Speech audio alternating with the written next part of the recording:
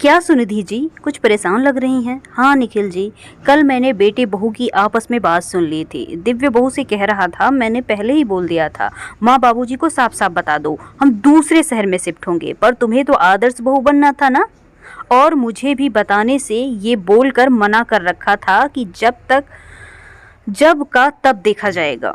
सच में निखिल, क्या बेटा बहू हमें छोड़कर चले जाएंगे? मैं कितना ध्यान रखती हूँ इन लोगों का, इन्हें यहाँ किसी बात की कमी या परेशानी ना हो। पर आज कौन सास ससुर के साथ रहना चाहता है? जब दिव्य खुद हमें छोड़कर जाना चाहता है तो फिर किसी और को क्या कहना। निखिल, मैं दिव्य के लिए इतना करती हूँ तो भी वो मेरी बीमारियों का बराबर ख्याल रखता है। और मैं सच बताऊँ, मन में ये संतोष रहता है कि विपरीत परिस्थितियों में बेटा बहू तो साथ है ना। शायद इसलिए मैं इतनी आज़ाद ख्याल और उदार चरित्र की बन गई हूँ, ताकि मेरी कोई भी गतिविधि बच्चों को मुझसे दूर न कर सके।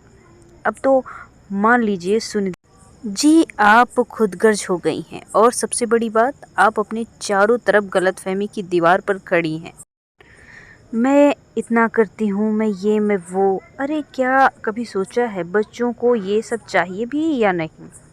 आप दिव्य के बचपन और तोते वाली बात भूल गई क्या? तोते का नाम सुनते ही सुनिधि अतीत की स्मृतियों में खो गई। बरामदे में रखे ड्रेसिंग टेबल के शीशे में रोज खुट खुट चोंच मार कर आवाज करती थी, गोरैया शीशे में दाग न पड़े। सुनिधि एक कपड़े से ढक देती थी और तो कुछ ज़्यादा ही आवाज़ आ रही थी।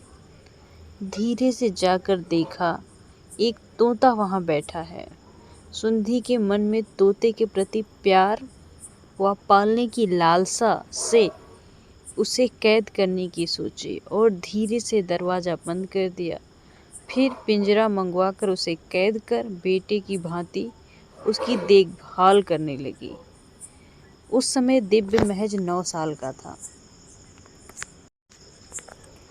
कितनी बातें करता था दिव्य उससे, बिल्कुल एक परिवार के सदस्य की तरह। दिव्य कभी कभी पूछा करता था, माँ इस पिंजरे में इसे क्यों कैद रखा है? सुनिधि प्यार से समझाती, बेटा ये उड़ जाएगा, फिर इसकी देखभाल कौन करेगा, दाना पानी कौन देगा? पर नन्हे दिव्य को माँ की बातें कुछ ज़्यादा समझ में नहीं आई। एक दिन सुनिधि जैसे ही खाना डालने गई, देखा पिंजरे का दरवाज़ा खुला है, तोता गायब। सुनिधि जोर से आवाज लगाई, दिव्य।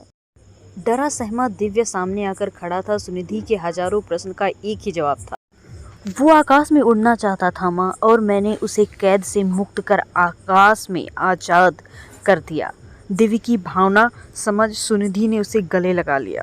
फिर क्यों आज दिव्य की भावना समझने में तकलीफ हो रही है? दिव्य के लिए पिंजरा क्यों नहीं खोला जा रहा है? वो भी खुले आसमान में उड़ान भरना चाहता होगा। कहीं कर्तव्य फर्ज का जामा पहनाकर उसे बंधुआ तो नहीं बना रही?